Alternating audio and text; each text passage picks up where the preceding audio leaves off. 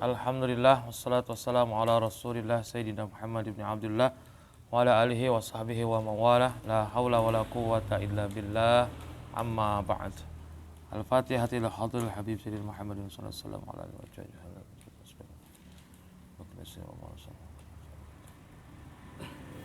Bismillah.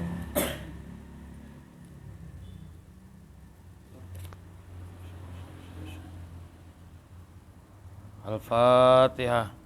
A'udzu billahi minasyaitonir rajim. Bismillahirrahmanirrahim. Alhamdulillahi rabbil alamin arrahmanir rahim maliki yaumiddin. Iyyaka na'budu wa iyyaka nasta'in. Ihdinas siratal mustaqim. Siratal ladzina an'amta 'alaihim ghairil maghdubi 'alaihim waladdallin. Amin. Bismillahirrahmanirrahim.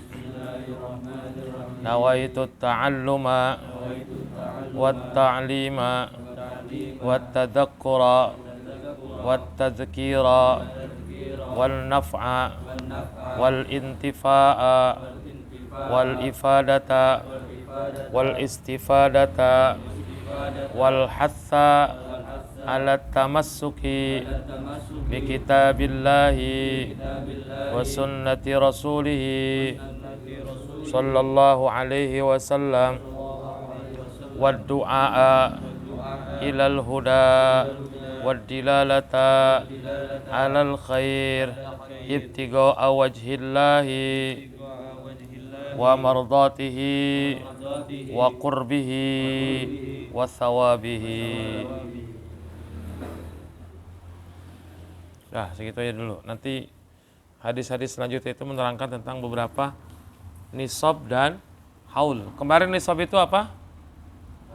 Batas jumlah minimal harta yang wajib dikeluarkan zakatnya. Kalau haul, batas waktu kepemilikan harta selama 1 tahun. Nah itu nanti ada zakat yang harta yang memang harus nisab dan haul baru dikeluarkan zakatnya. Ada yang hanya nisab tanpa haul. Ya. Nah zakat menurut bahasa itu artinya at-tathhir wan nama, suci dan berkembang. Tumbuh, nama itu tumbuh berkembang. Ai az-ziyadatu wal khair wal barakah. Maksudnya artinya zakat itu adalah bertambah, kemudian kebaikan dan berkah. Li'anna Allah yutahhirul muzakki biha minadz-dzunubi wa radilatil bukhli. Karena Allah Subhanahu wa taala mensucikan orang yang mengeluarkan zakat, ya, dengan zakat itu dari dosa-dosa dan kehinaan dari kebakhilan.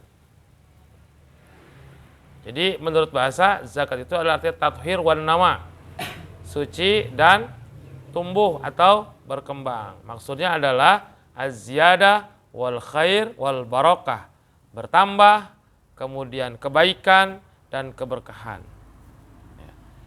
Menurut pengertian istilah syara, zakat itu adalah ikhraju malin makhsusin ala wajhin makhsusin biniyatin makhsusatin yusarrafu li ta'ifatin makhsusah. Menurut istilah syara, zakat itu adalah mengeluarkan harta tertentu. Kemarin apa aja? Kemarin hewan ternak, kemudian emas, perak, barang perniagaan, apalagi biji-biji tumbuhan makanan pokok, kemudian buah-buahan, ya, kemudian ada lagi nanti itu barang tambang. Ada lagi nanti itu rikaz, ya. Rikaz itu barang temuan, harta karun kalau kita sebutkan sekarang. Ala wajhin makhsusin, atas tata cara tertentu. Ada tata caranya. Di antaranya adalah bahwa zakat itu tata cara mengeluarkannya harus sudah mencapai nisab. Ada yang sudah mencapai haul. Nah nanti pengeluarannya pun ada tata caranya. Emas berapa persen yang dikeluarkannya kemarin? 2,5%. Perak 2,5%. Makanan pokok, tumbuh-tumbuhan dan buah-buahan 5% kalau menggunakan air yang bayar pajak. Irigasi, bayar pajak ke pemerintah. Kalau hanya menggunakan air yang dari langit yaitu hujan, maka bayar zakatnya adalah 10%. Rikaz kemarin berapa persen? 20%. Nah, binatang itu ada unta, sapi, lembu, kambing, itu nanti tergantung jumlahnya. Ya, ada berapa jumlahnya, nisabnya, yang dikeluarkan apa? Nanti beda-beda itu, ya. Kemudian biniyatin makhsusatin, dengan niat tertentu, karena ini adalah ibadah, maka harus dibarengi dengan niat. Tusarrafu li ta'ifatin makhsusah, ditasarrufkan, disalurkan kepada kelompok tertentu. Nanti ada 8 asnaf sebagaimana yang terdapat dalam surah At-Taubah ayat 60, ya. Nah, ini pengertian menurut istilah syara. Keutamaan zakat banyak hadisnya, ya. Banyak, ya. Ada itu di kitab Tanqil Qaul itu ada di Fadilati Zakat itu hadis-hadis tentang keutamaan berzakat. Di antara tadi tujuannya adalah Allah mensucikan orang yang berzakat itu dari dosa-dosa dan kehinaan sifat bakhil. Nah, dasar kewajiban mengeluarkan zakat itu adalah firman Allah dalam surah At-Taubah ayat 103. Khudh min amwalihim shadaqatan tutahhiruhum wa tuzakkihim biha. Ambillah. Nah, ini kan dalil ayatnya itu ambil sebenarnya. Jadi sebenarnya kalau lihat dari teks ayat ini, sebenarnya zakat itu jemput bola, ambillah dari harta-harta mereka. Mereka yang sudah memenuhi kewajiban untuk mengeluarkan zakat, sebenarnya petugas zakat itu harus mengambil kalau ingat ayat ini. Kalau sekarang kan tidak, ya, muzaki malah datang ke petugas zakat. Tapi dengan cara sosialisasi, dengan cara menyampaikan kewajiban zakat kepada masyarakat yang sudah memenuhi, itu juga bagian dari kita mengajak untuk mengambil dari harta mereka. Ya. Depok aja tahun 2021 itu 18 miliar kalau tidak salah. Targetnya 11 atau 18 miliar gitu, nggak tahu tahun 2022. Jadi ternyata potensi zakat dari umat Islam itu luar biasa. Kalau satu kota di Depok aja 10 miliar, katakanlah kita hitung rata-rata 5 miliar kabupaten kota. Se-Jawa Barat itu ada 26 yang masih sekarang, ya, sebelum pemekaran. Kalau ada pemekaran itu ada 47 kabupaten kota Jawa Barat. Ini 26 dikali 5. 130 ya, hampir 130-an. Ya sekitar itulah 100 miliar lebih. Itu baru satu provinsi. Provinsi Jawa Tengah, Jawa Timur yang kotanya lebih banyak, itu bisa triliunan di Jawa doang. Belum Jakarta, lebih besar lagi. Itu bisa triliunan di Pulau Jawa aja, belum di pulau lain. Jadi potensi zakat umat Islam itu se-Indonesia itu puluhan triliun sebenarnya. Yang dari zakat itu bisa digunakan untuk kemaslahatan umat, kemiskinan, kemudian pendidikan, kesehatan, dan lain sebagainya. Harusnya ketika zakat ini bisa berjalan dengan baik dan masyarakat sudah sadar dalam membayar zakat dari kewajibannya, ini bisa memberikan maslahat. Kalau ada beberapa negara itu yang umat Islam wajib zakat itu, dia dibebaskan dari bayar pajak, ya, pajak tertentu, sehingga tidak bayar double. Kalau pajakan itu adalah kewajiban sebagai warga masyarakat, warga negara. Kalau zakat itu kewajiban sebagai seorang muslim. Ya. Sekarang kalau negaranya mayoritas muslim, harusnya ketika ada seorang yang udah wajib bayar zakat, maka ada potonganlah minimal dalam dia membayar pajak. Kalau kita kan enggak, malah nambah progresif. Ya kan? Malah semakin tahun makin tambah pajaknya. Pajak wibawa kan semakin naiknya berapa persen. Ya. Tapi yang lain sebagainya. Nah, inilah yang perlu dipikirkan sebenarnya oleh pemerintah ketika potensi zakat ini luar biasa dan ini bisa semakin besar. Ya, Depok itu tadi kita hitung 5 miliar ya, padahal kan bisa 10-11 miliar. Bahkan bisa lebih besar dari itu.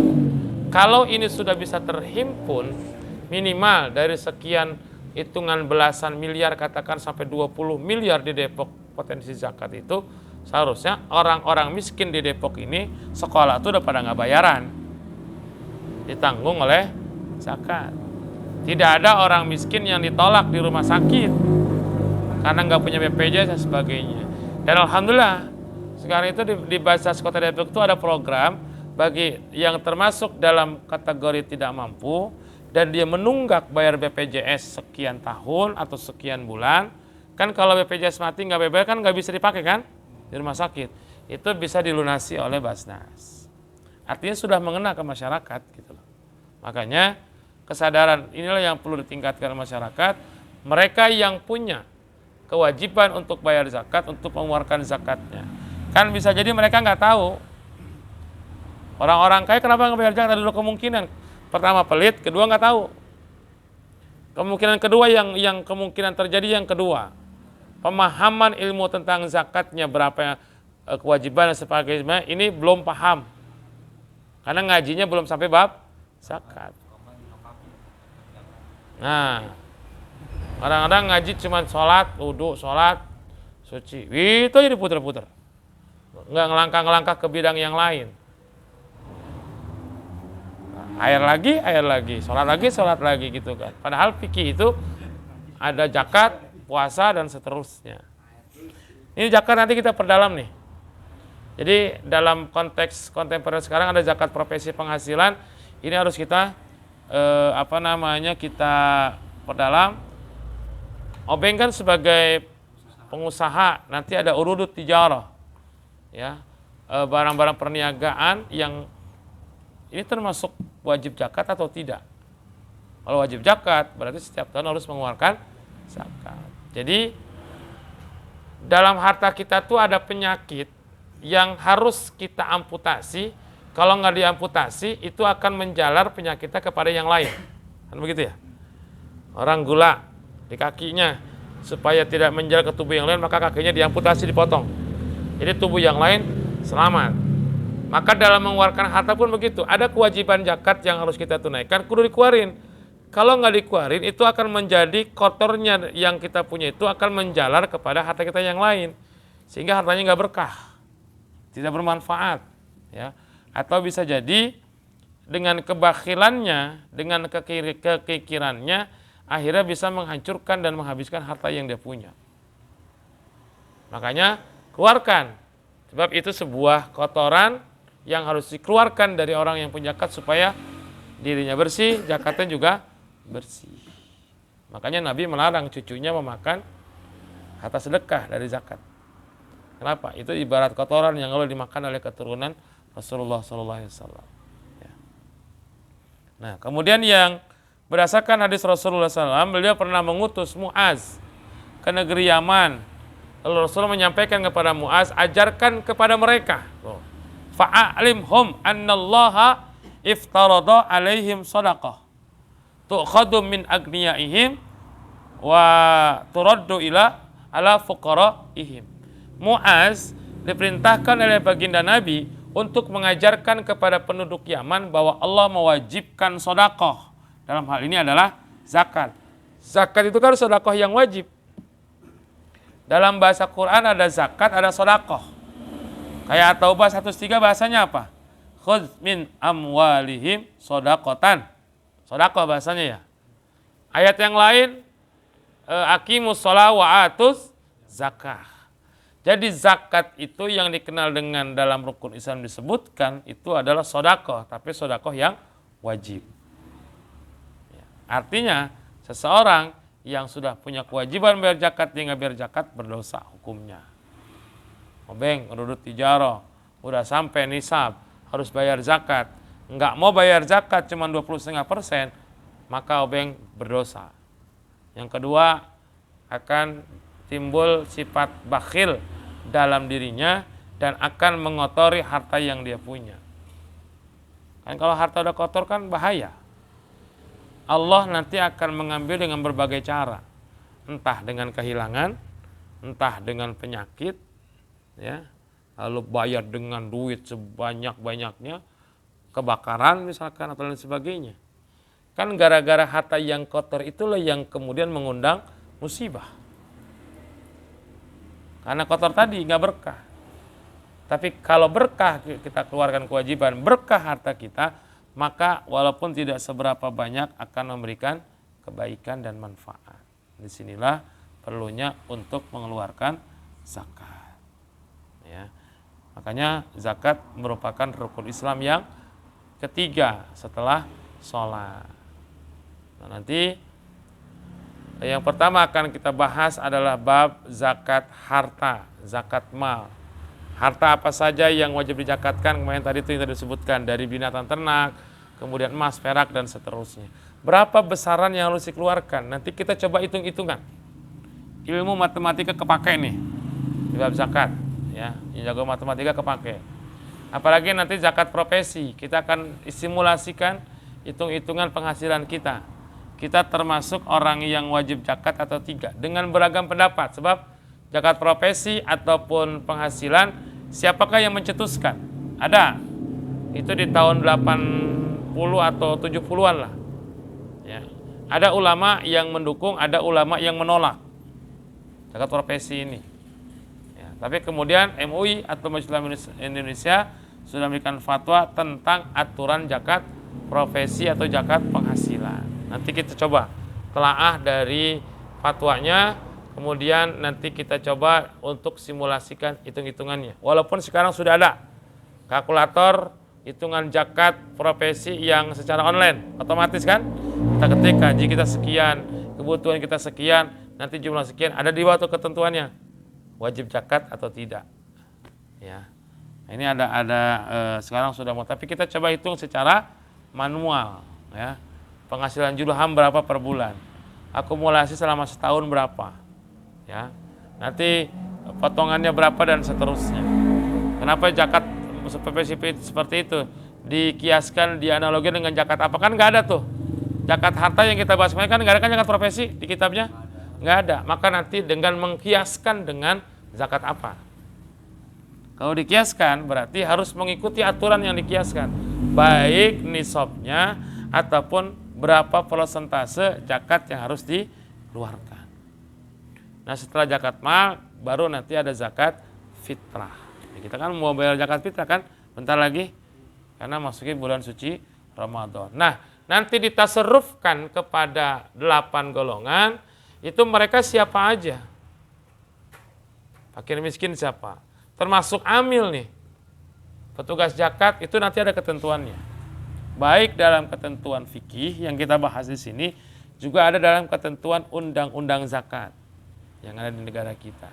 Siapa mereka yang berhak untuk menjadi petugas zakat, baik mengumpulkan, mengambil, kemudian menyalurkan. Dan orang tersebut punya hak nanti untuk mendapatkan bagian dari zakat yang dikumpulkan. Karena sebagai amil, salah satu kelompok yang berhak mendapatkan zakat. Nanti kita bahas persatu. Mudah-mudahan sebelum puasa sudah kelar.